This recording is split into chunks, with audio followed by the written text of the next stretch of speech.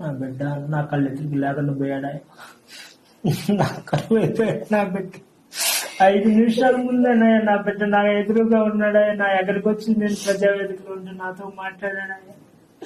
5 నిమిషాల ముందే మాట్లాడి గౌసుతో చెతిరాడాడు, వాళ్ళ నాన్నతో చెతిరాడాడు. ఆ నుంచి ఎవరికి హాస్పిటల్ కన్నా నా ఫ్రెండ్ ఉన్నాడు అని చెప్తానని నా కళ్ళు ఎదురుగా పోయాడు. తీరా చూస్తే అక్కడ కళ్ళు తిరిగి పడిపోయారని వేరే వాళ్ళు ఫోన్ చేస్తే ఆడికి మేము పోయేలోపు 5 నిమిషాలే మాకు వాడికి రావు.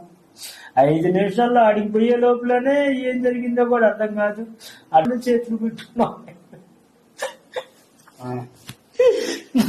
నా బిడ్డని బతికించుకోవాలని కాళ్ళు ఎట్లా బతిలాడుకున్నా కూడా ఒక్కడ కూడా కనికరించలేకపోయారు. నా బిడ్డ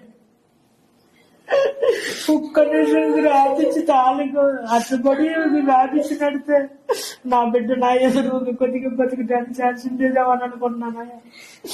బాబు 40-50 మంది కుర్రోళ్ళు ఇటు నెట్టి అటు నెట్టి అడ్డం తిరిగిసినా కూడా ఎవరు కళ్ళు తీపించుకొని ఆడేది. ఆ సమయానికి ఆయన వచ్చాడయ్యా. నా బిడ్డ నా కళ్ళు ఎదురుకు లేకపోతే హాస్పిటల్ పోయేసరికల్లా టైం దాటిపోయిందండి. 7:30 గంట దాకా పెట్టింది ఆ ట్రాఫిక్ నుంచి క్లియర్ చేసుకుని మేము ఊరు బయటకు పోయాలకి. ఆ టైం మొత్తం కూడా అక్కడ వెళ్ళిపోయింది. నా కళ్ళు లేకుండా నా కళ్ళు ఎదురుగా లేకుండా పోయాడు ఈ రోజు. నా బిడ్డకి జరిగిన జరగ ఇలాంటి పెట్టి ఇలాంటి చేసి నా బిడ్డకి ఆ ట్రాఫిక్ సమస్య ఒకటి లేకుండా కొద్దిగా బతికేవాడు అని ఆశ ఉంటుందయ్యా నా బిడ్డకి. ఆ ఆశ కూడా లేకుండా చేశారయ్యా. నా బిడ్డ కరువు అయిపోయాడయ్యా. నాకు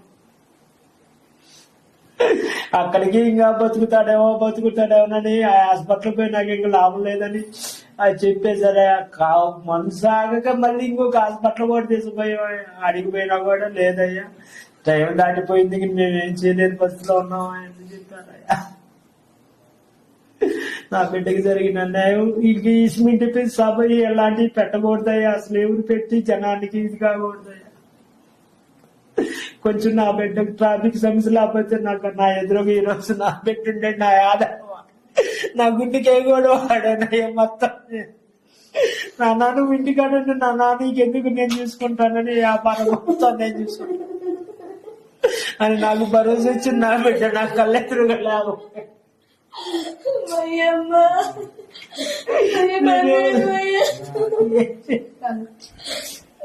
నా బిడ్డ నా ఎదురుగా లేకుండా పోతే మా వాడికి చేయాలి, వీడికి చేయాలి.